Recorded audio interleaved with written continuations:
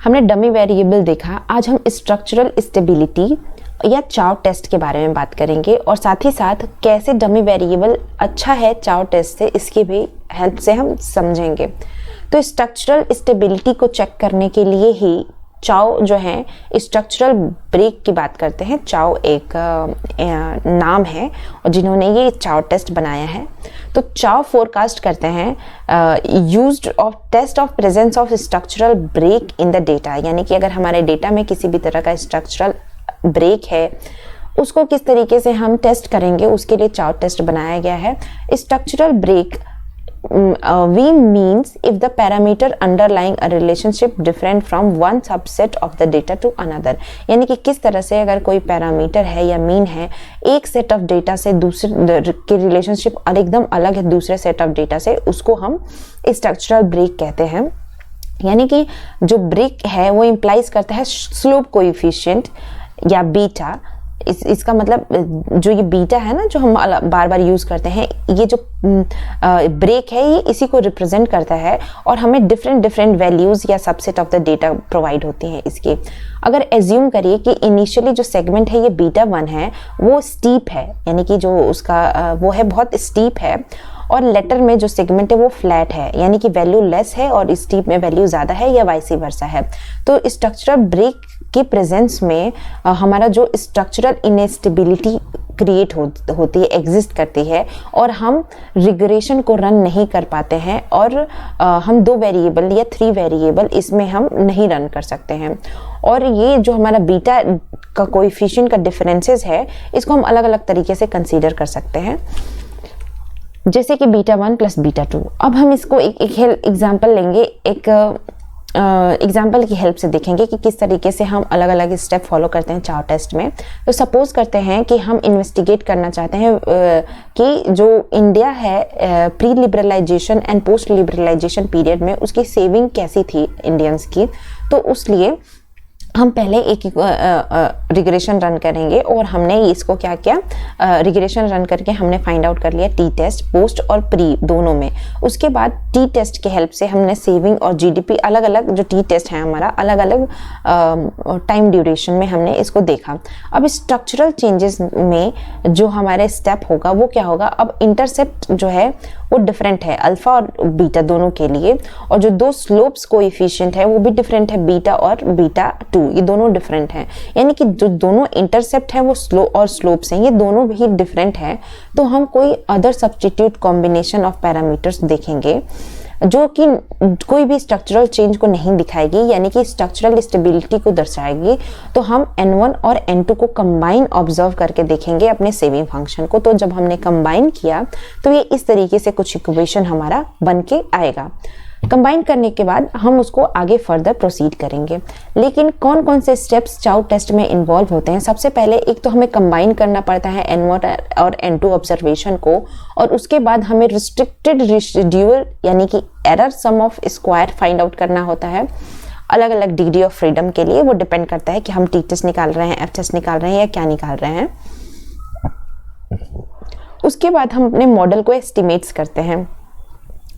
Individually हम सबके इसको एरर स्क्वायर को हम निकालते हैं अलग अलग डिग्री ऑफ फ्रीडम पे, और उसके बाद हम क्या करते हैं, ऐड करते हैं दोनों रेसिड्यूअल सम ऑफ स्क्वायर को। और जब हम ऐड कर लेते हैं उन दोनों रेसिड्यूअल सम ऑफ स्क्वायर को ऐड करने के बाद जो हमें मिलता है उसको बोलते हैं unrestricted residual sum of square. और इसका डिग्री ऑफ फ्रीडम क्या होती है, n1 प्लस n2 माइनस 2 के। और इस तरीके से हम फाइंड करने के लिए हम यही तरीका अपनाते हैं कि दोनों को हम इसको अलग अलग तरीके से फाइंड आउट करते हैं। अब हम एफ टेस्ट को कंप्यूट करेंगे और कंप्यूट करेंगे हम अपने क्रिटिकल वैल्यूज पे और रिजेक्ट करेंगे अपने हाइपोथेसिस ऑफ स्ट्रक्चरल स्टेबिलिटी को। Thus, with the help of Chow test, we can test for the presence of structural instability, which would indicate presence of structural break in the data set. However, one of the major limitation of the Chow test is that it would be silent about the causes of difference between equation, जो हमने पिछला equation देखा उसके बीच में अलग अलग differences हम देखेंगे, और हमारा स्लोप और इंटरसेप्ट इन दोनों में ये स्लोप और इंटरसेप्ट दोनों हमारे डिफरेंस होंगे। अब इसमें 4 पॉसिबिलिटीज बनती हैं हमारे रिजल्ट में। एक तो जो हमारा कोइंसिडेंट रिग्रेशन है केस 1, केस 2 में हमारा पैरेलल रिग्रेशन, केस 3 में हमारा कॉन्करेंट रिग्रेशन और केस 4 में हमारा डिसिमिलर रिग्रेशन हमें देखने को मिलता है। तो case 1 coincident regression, case 2 parallel regression, case 3 concurrent regression and case 4 dissimilar regression. अब इनको हम कैसे दिखाएंगे, तो चलिए इसका हम फिगर देख लेते हैं। फिगर में हम कोइंसिडेंट रिग्रेशन यानी कि दोनों जो हमारा अल्फा एंड बीटा जो हमारे इंटरसेप्ट है वो एक दूसरे से कोइंसाइड कर जाए, यानी कि यहाँ पे बीटा 1 प्लस बीटा इक्वल हो जाए। पैरेलल का मतलब ये एक दूसरे के पैरेलल हो जाए। कॉन्करेंट रिग्रेशन का मतलब ये इनका फिगर कुछ इस तरीके से आएगा और डिसिमिलर रिग्रेशन का मतलब इस तरीके से हमें रिग्रेशन देखने को मिलेगी लाइन। तो हम डिस्कशन को कंटिन्यू करेंगे और ये बोलेंगे कि जो 4th पॉसिबिलिटी है चाउ टेस्ट की वो फेल है सोर्स ऑफ डिफरेंस को बताने के लिए कि क्या सोर्सेज होते हैं।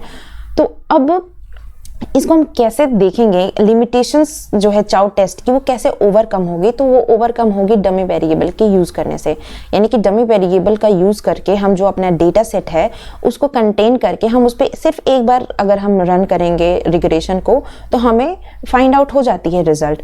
तो इसीलिए चाउ टेस्ट थोड़ा सा डिफिकल्ट है डमी वेरिएबल के कंपैरिजन में। तो एक बार हम कंपैरिजन को देख लेते हैं डमी वेरिएबल का चाउ टेस्ट की टेक्निक्स के ऊपर। तो डमी वेरिएबल इन्वॉल्व है, डमी वेरिएबल जब हम यूज़ करते हैं तो सिर्फ हम एक बार रिग्रेशन करते हैं, तो ये एक अच्छी चीज़ है। जबकि चाउ टेस्ट में हमें डिफरेंट टाइम पीरियड्स में अलग अलग प्रोसेस करने पड़ते हैं जो कि बहुत लेंदी और टाइम कंज्यूमिंग होते हैं, इसलिए dummy variable is more preferable over Chow test.